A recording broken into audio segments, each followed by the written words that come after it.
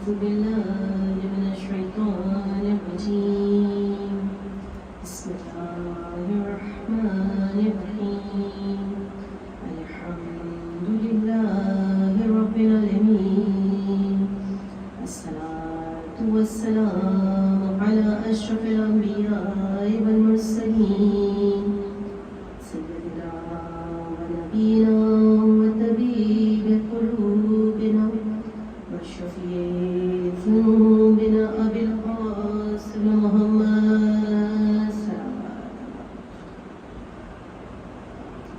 ثم الصلاة والسلام على دعوة النبوية والسنة الحضرية والعصمة الفاطمية والعلم الحسنية والشجاعة الحسينية والعبادة السجدية والمعاصر البقرية والعسل الجعفرية والعلوم الكاظمية والحجج الرضوية والجود التقوية والنعمة النقبية والهيبة العسكرية والغيبة الإلهية القائم أمر الأمثال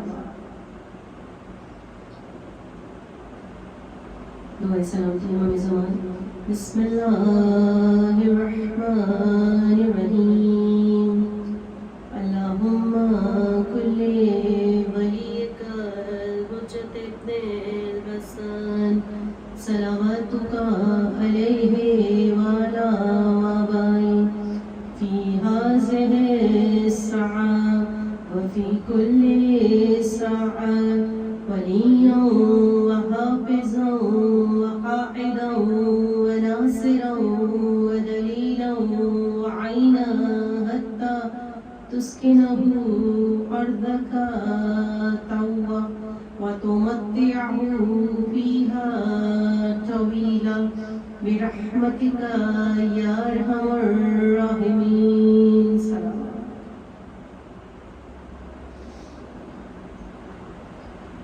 بسم اللہ الرحمن الرحیم. تمام تعریفیں تمام حمد و ثنا اسی خدائے واحد کو ذمہ ہے جو ایسا قادر ہے کہ جس کو عجز نہیں ہے، جو ایسا قاہر و غالب ہے کہ وہ مغلوب نہیں ہوتا، جو ایسا برداشت کرنے والا ہے کہ اس کے ہاں جلد بازی کی کوئی ضرورت نہیں، ایسا عالم ہے کہ جہل نہیں، ایسا عادل ہے کہ اس رب کے ہاں ظلم کا وجود ہے، وہ عطا کرنے میں بخیل ہے. دیکھیے میرے اور آپ کے مانگنے میں کمی ہے، عطائے رب میں کوئی کمی نہیں ہے. وہ تو کن فیکون کا مالک ہے، چاہتا ہے کہ میرا بندہ مجھ سے مانگے اب میں اس کو عطا کروں، اس کے عطا کرنے میں کوئی کمی نہیں ہے. پروردگار کہ اس کی نعمتوں کو ہم شمار کر نہیں سکتے، اس کی نعمتوں کا ہم شکر ادا کر نہیں سکتے. کائنات کا ذرہ ذرہ اس خالق دو جہاں کی تسبیح کرتا ہوا دکھائی دیتا ہے. بعد حمد و ثنا پروردگار عالم ہم سب کا ہزار درود و سلام محمد محمد پر وسطیاں جو وجہ تخلیق کائنات ہے، جو منبع نور سرچشمہ ہدایت ہے، ہماری ہدایت اور رہنمائی کے لیے اس کائنات عالم میں تشریف لائی ہے. خوش نصیب آپ سب کا ماشاءاللہ سے آپ سب کے اذہان، آپ سب کے قلوب مسلسل معطر ہیں ذکر محمد و آل محمد سے. اور پروردگار عالم سے دعا ہے کہ پروردگار انشاءاللہ ہم سب کے قلوب کو، ہم سب کے اذہان کو، ہماری اولادوں، ہماری نسلوں میں اس ذکر محمد والے محمد کو خدا قائم و دائم رکھے. پروردگار اس فرش عزائے سید الشہداء کو ہماری نسلوں میں، آنے والی نسلوں میں قائم و دائم رکھے. اس فرش عزا کو بچھانے والوں کو خدا آباد رکھے، سلامت رکھے. جو عزادار سید الشہداء کے لیے کوئی چھوٹے سے چھوٹا عمل بھی انجام دیتے ہیں، بی بی بہترین اجر عطا کرنے والی ہے، مولا بہترین اجر عطا کرنے والی ہے۔ جو بھی ان کے لیے کوئی چھوٹے سے چھوٹا عمل انجام دیتا ہے، خدا کی بارگاہ سے، اہل بیت کی بارگاہ سے اس کو یقیناً عطا کیا جاتا ہے۔ بس ہر عمل خلوص کے ساتھ اور اخلاص کے ساتھ ہو۔ تو ہزار شکر اس پروردگار عالم کا کہ اس نے ہمیں زندگی، اتنی زندگی عطا کی شکر کرتے ہیں کہ ہمیں پھر اس برس فرش اعضا پر بیٹھنے کی سعادت نصیب ہوئی، اس فرش اعضا پر آنے کی سعادت نصیب ہوئی۔ اس فرش اعضا پر آئیں تو اس فہم و ادراک کے ساتھ، اس عقل و شعور کے ساتھ، اس طہارت و پاکیزگی کے ساتھ اس فرش اعضا پر آ کر بیٹھیں، اور ہمارے قلوب، ہمارے دل اتنے پاک و طاہر ہوں، خدا اتنی طہارت باطنی ہمیں عطا کر دے، اور جب طہارت باطنی عطا ہو جاتی ہے تو یقیناً ہم کیا درک نہیں کر سکتے۔ اور پروردگار اس فرش اعضا کے صدقے میں ہم سب کو نہج البلاغہ پڑھنے کی، سمجھنے کی توفیق عطا فرما۔ کہ میں کہتی ہوں کہ علم علوی کا در کھلا ہوا ہے، باب مدینۃ العلم ہے، صاحب نہج البلاغہ، مولا کی کتاب ہے نہج البلاغہ، علم علوی کا در کھلا ہوا ہے۔ خدا ہم سب کو شاگرد علوی بننے کی توفیق عطا فرما، ہم سب کو توفیق عطا فرما کہ ہم مولا علی کی اس کتاب کو ضرور پڑھیں، مولا کے خطبات کو ضرور پڑھیں، کہ زندگی میں کم از کم ایک مرتبہ، زندگی میں کم از کم 2 مرتبہ تو ہمارے جو یہ فرشتے بیٹھے ہوئے ہیں، جو کرامن کاتبین بیٹھے ہوئے ہیں، وہ لکھ سکیں کہ ہاں ہم نے مولا کا یہ خطبہ پڑھا، خطبہ، جیسے خطبہ متقین پہ بات ہو رہی تھی، ہم نے مولا کا خطبہ متقین پڑھا، مولا کا خطبہ حمام پڑھا۔ اور دیکھیے علماء اور مراجعین کہتے ہیں، علماء کرام کہتے ہیں، مراجعین جو بڑے بڑے علماء گزرے ہیں، مرجع گزرے ہیں، وہ اپنی اولادوں سے، ایک عالم کا بنتا ہے اپنی اولاد سے، اپنی بیٹی سے کہتے تھے کہ بیٹی، کبھی نکال کر دیتے تھے کہ آج مولا کا خطبہ پڑھو، بیٹی پڑھتی جاتی تھی، خاموشی سے سنتے جاتے تھے۔ کبھی کہتے ہیں کہ مولا کا خطبہ متقین پڑھو، بیٹی پڑھ رہی ہے، ساروں قطار آنکھوں سے اشک جاری ہے، گریہ کر رہے، سوچ رہے ہیں کہ میں کہتا تو ہوں کہ میں مولا کا چاہنے والا ہوں، میں امام المتقین کا چاہنے والا ہوں، میں ہوں بھی یا نہیں؟ تو بس پروردگار مجھے اور آپ سب کو توفیق عطا کرے کہ ہم مولا کائنات کے جو یہ خطبات کی جیتی جاتی تصویر نہج البلاغہ کی شکل میں ہمارے پاس موجود ہے، ہم مولا کی اس کتاب کو ضرور پڑھیں، کہ جس میں مولا نے متقین کی، میں نے کل بیان کیا تھا نا، خطبہ متقین میں مولا نے 110 صفات متقی کی، اپنے چاہنے والے کی بیان کی ہے کہ متقی کو کیسا ہونا چاہیے۔ جو دیکھیے جو تقویٰ ہے، میں کہتی ہوں تقویٰ جو متقی ہے، مولا کا چاہنے والا ہے، تقویٰ ہے، تو تقویٰ محبت ہے، تقویٰ پاکیزگی ہے، تقویٰ عزت ہے، تقویٰ احترام ہے۔ شیعت کی تاریخ شیعت کی بہت بڑی ہستی علامہ امینی کی ہستی کو کہتے ہیں کہ پروردگار عالم کی جو تخلیق ہے، جو پروردگار کی تخلیق ہے، جو خدا کی شریعت ہے، تو تقویٰ محبت ہے، تقویٰ احترام ہے، تقویٰ عزت ہے، تقویٰ پاکیزگی ہے، تقویٰ طہارت ہے۔ اور مولا کے چاہنے والوں میں یہ تمام چیزیں موجود ہیں۔ تو مولا متقی کی صفات بیان کرتے ہیں، مولا کہتے ہیں جو متقی ہوتا ہے وہ صاحب فضائل ہوتا ہے، اس میں فضائل و کمالات موجود ہوتے ہیں، جو ہمارا چاہنے والا ہوتا ہے۔ حمام سے بیان کر رہے ہیں، کل میں نے بیان کیا تھا کہ حمام کے اسرار پر مولا نے 110 صفات متقین کی بیان کی ہے، اور جب مولا نے 110ویں صفت بیان کی تھی، دل پہ ایسی اثر انداز ہوئی، مولا کا اتنا عاشق تھے حمام، اتنے چاہنے والے تھے، اتنے ایسے عاشق تاب نہ لا سکے، روح پر پرواز کرتے ہیں. فقط 110 صفات سنی اور روح پرواز کر سکے کر کے تاب نہ لا سکے. ایسے مولا کے چاہنے والے. تو بس کہا کہ جو تقوی اور پرہیزگاری کی بنیاد پر گامزن ہوتا ہے خدا اس کی دعاؤں کو مستجاب کرتا ہے.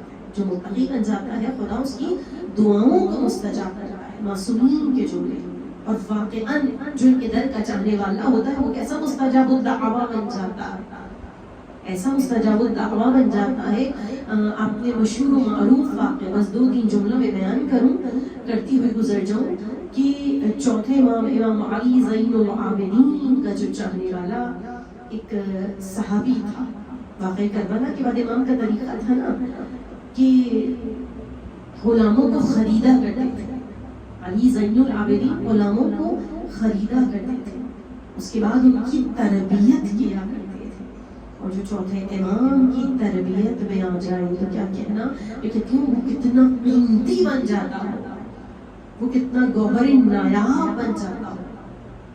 یہ وجہ ہے کہ چوتھے امام کا ایک مرتبہ جب مدینے میں مشہور و معروف واقعہ مدینے میں بارش نہیں ہوئی تھی, تمام مدینے والے پریشان تھے اور ایک جگہ جمع ہوئے. نماز استسقا ادا کی گئی. نماز استسقا جب ادا ہو چکی تو ایک شخص کہتا ہے جو مدینے میں رہتا تھا, ایک شخص کہتا ہے میں نے دیکھا کہ ایک شخص آیا اور ایک وہ بلند مقام پر کھڑا ہوا. اس نے نماز استسقا ادا کی اور اپنے ہاتھوں کو بلند کیا اور کہتا ہے پروردگار, کہتا ہے کہ سیاہ رنگ تھا اس کا, موٹے موٹے ہونٹ تھے, عجیب پھولیا, عجیب سی شکل و صورت, لیکن ہاتھوں کو بلند کیا. پروردگار تجھے اس ہستی کا واسطہ کہ جس کے در کا میں غلام ہوں, مدینے والے پریشان ہیں, اپنے رحمت کو بھیج دے, بارانی رحمت بدل جائے. یہ شخص کہتا ہے کہ میں اس کو دیکھ رہا تھا, اس کی دعا کو سن رہا تھا, ابھی اس کے ہاتھ نیچے نہیں آئے تھے کہ بادل آنا شروع ہو گئے. لوگ خوش ہو گئے, ان کی دعا قبول ہو گئی. یہ شخص کہتا ہے کہ جیسے ہی وہ اٹھ کر گیا میں اس کے پیچھے پیچھے کہ یہ کس کا غلام, یہ کس کی کہہ رہا تھا نا تجھے اس کا واسطہ کہ میں جس کے در کا میں غلام ہوں, یہ کس کا واسطہ خدا کو دے رہا تھا. خدا نے اس کی دعا کو ایسے مستجاب کیا. کہتا ہے کہ میں پیچھے پیچھے گیا, میں نے دیکھا علی زین العابدین کے گھر میں, سید سجاد کے گھر میں, حسین ابن علی کے بیٹے کے گھر میں بیت الشرف میں داخل ہوا. میں سمجھ گیا مولا وہ لڑکا. اس کچھ دنوں کے بعد یہ شخص آیا, امیر شخص تھا. چوتھے امام سے کہا مولا میں آپ کا غلام خریدنا چاہتا ہوں. غلام اپنی مرضی سے خریدوں گا.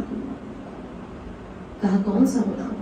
کہا وہ غلام اتنا مستجاب الدعویٰ ہے, ہاتھوں کو بلند کرتا ہے, خدا اس کی دعا کو مستجاب کر دیتا, اتنا باقاعدہ.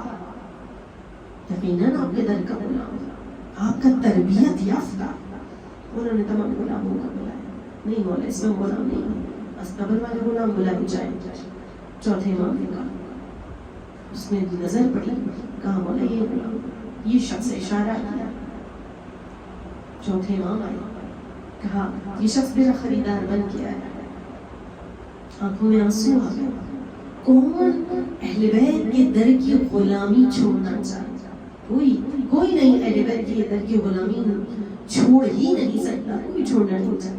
ام ایمن حضرت زہرا کے اس دنیا سے جانے کے بعد کہتی ہے اس مدینے میں ام ایمن کا دل نہیں لگتا جس مدینے میں فاطمہ زہرا آنا. تو اس در کی کنیز اور غلام ایسے اتنی باتیں. بس مختصراً یہ آنکھوں میں آنسو آ گئے. کہا مولا میں چھوڑنا نہیں چاہتا آپ کا. انہوں نے کہا اپنے زبان دے چکا ہوں, وعدہ کر چکا ہوں. بس جب امام نے جملے ادا کیے جانے کے لیے تیار ہو گیا, لیکن روایت یہ کہتی ہے کہ جیسے ہی جانے لگا اس شخص کے ساتھ دروازے پر پہنچا ہے, ٹیوڑی پر پہنچا ہے, ہاتھوں کو بلند کیا, پروردگار میں نے عہد کیا تھا جب تک میری زندگی ہے علی بن الحسین کی غلامی میں گزر جائے, پروردگار یہ زندگی ہے تو ان کے لیے ہے, اور میرا یہ عہد ٹوٹنے نہ پائے. بس وہ شخص کہتا ہے کہ اس نے اپنے ہاتھوں کو بلند کر کے یہ دعا کی بھی ہاتھ نیچے آئے ہیں زمین پر گر گیا. سب دوڑے, روح پرواز کر چکی تھی. اتنا عاشق مولا کا, اتنا شہدا غلام تھا, لیکن عاشق علی زین العابدین تھا. تو جو ان کے در کا غلام بن جاتا ہے اتنا بابصیرت, وہ اتنا باتقوا, اتنا پرہیزگار ہو جاتا ہے, خدا اس کو مستجاب الدعوا بنا دیتا ہے اس کے بہترین اعمالوں کے ساتھ. تو مولا نہج البلاغہ اس خطبہ متقین کی صفات بیان کر رہے ہیں کہ وہ اپنی پرہیزگاری کے سبب خدا اس کی حاجتوں کو پورا کرتا ہے. متقی جو ہمارا چاہنے والا ہوتا ہے وہ ایسا ہوتا ہے. تو پروردگار عالم سے دعا ہے اس فرش عزائے سید الشہداء کے سامنے میں. ہم تو کہتے ہیں ہم مولا کے چاہنے والے ہیں, ہم تو کہتے ہیں ہم بی بی کی کنیزیں ہیں. کبھی حضرت زہرا بھی تو کہیں کہ ہاں یہ میری کنیز ہے, کبھی زینب کبریٰ بھی تو کہیں کہ یہ میری کنیز ہے. تو ہم بیویوں بڑی تیزی سے میں اس منزل پر آ گئی کہ آج محرم کی 4 تاریخ ہے, اور 4 تاریخ کو عموماً کس کا پرسہ دیا جاتا ہے؟ اس بی بی کے بچوں کا پرسہ دیا جاتا ہے. اولاد والی مائیں بیٹھی ہوئی ہیں, خدا آپ سب کے بچوں کو سلامت رکھے. کائنات کی, میں کہتی ہوں کائنات عالم کی واحد ماں ہے, کوئی معمولی بیوی نہیں ہے. ثانی زہرا ہے, حضرت زہرا کا جواب ہے, لیکن کائنات کی وہ واحد ماں جو اپنے بچوں کو روئی نہیں ہے. اس لیے ان بچوں پر رونا بہت ضروری ہے.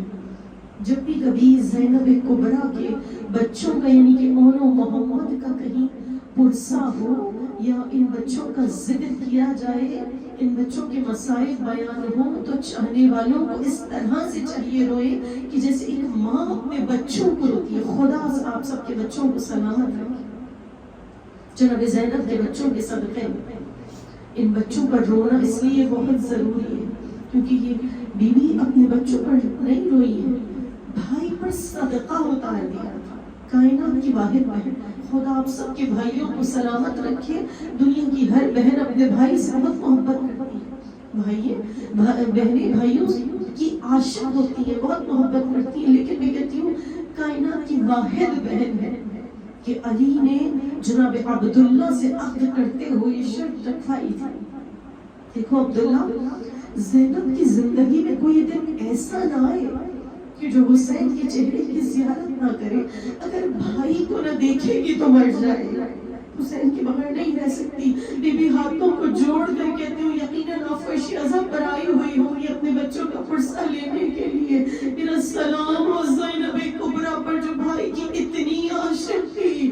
بی بی جب عصر عاشور 70 قدم کے فاصلے پر بھائی ذبح ہو رہا تھا اور بہن دیکھ رہی تھی وہ قیامت کا واقعہ. بی بی کیسے دیکھا ہوگا میں نہیں جانتی, جو بہن اتنی عاشق بھائی کی. ہمارا سلام اس زینب کبریٰ پر. شب عاشور ہر ماں اپنے بچوں کے اپنے چاند سے چہرے کو دیکھ رہی تھی, اپنے بچوں کو دیکھ رہی تھی.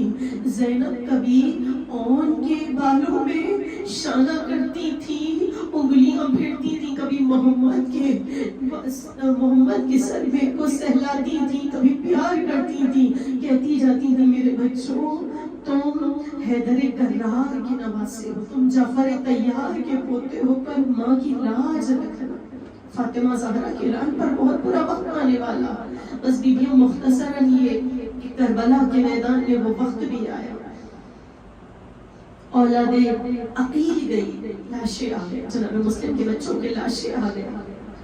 یہاں تک کہ جناب عباس کے 9 برس میں جب بیٹے کا لاش آ گیا نا, ایک مرتبہ علی کی بیٹی تڑپ گئی, کہاں ہے میرے اولو محمد. تڑپ کر آیا, ماما اجازت نہیں دیتے. بیبیوں میں نہیں جانتی کہ کیسے اولو محمد کو اجازت ملی ہے. بس مختصراً یہ کہ روایت یہ کہتی ہے کہ اولو محمد کے جب لاشیں آئے ہیں ایک مرتبہ ایک جانب عمر کا لاشا رکھا ہوا تھا، ایک جانب محمد کا لاشا رکھا ہوا تھا، درمیان میں زینب بیٹھی تھی.